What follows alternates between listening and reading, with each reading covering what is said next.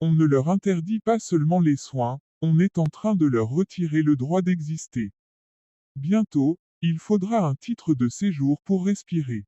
On nous parle de loi, de sécurité, de réforme, mais en réalité c'est une politique de haine déguisée en décision administrative. Ce n'est plus du nationalisme, c'est une dérive autoritaire assumée. Et certains applaudissent, comme si l'exclusion était devenue un programme de gouvernement. On installe volontairement la peur chez les étrangers, peur de tomber malade, peur de perdre un droit, peur d'être expulsé, peur d'élever ses enfants.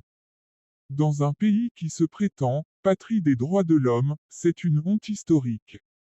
La France, comme d'autres grandes puissances, a participé aux guerres, aux pillages, aux déstabilisations de pays entiers. Elle a semé le chaos, puis maintenant elle s'indigne de voir arriver celles et ceux qui fuient ce chaos. C'est d'une hypocrisie absolue. On trouve des milliards pour financer des bombes, pour alimenter des conflits, pour vendre des armes. Mais quand il s'agit de soigner un être humain, soudain, il n'y a plus d'argent. Ce n'est pas un problème économique, c'est un choix idéologique et raciste.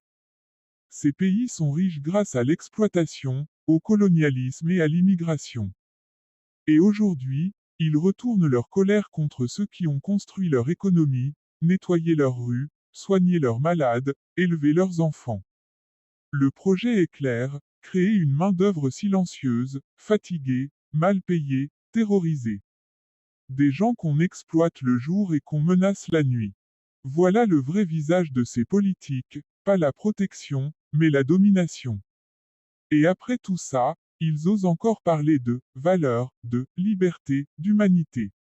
Mais il n'y a plus rien d'humain dans cette politique. Seulement la peur, le rejet et la déshumanisation. Ce n'est pas une réforme. C'est une régression morale, c'est une tache sur l'histoire.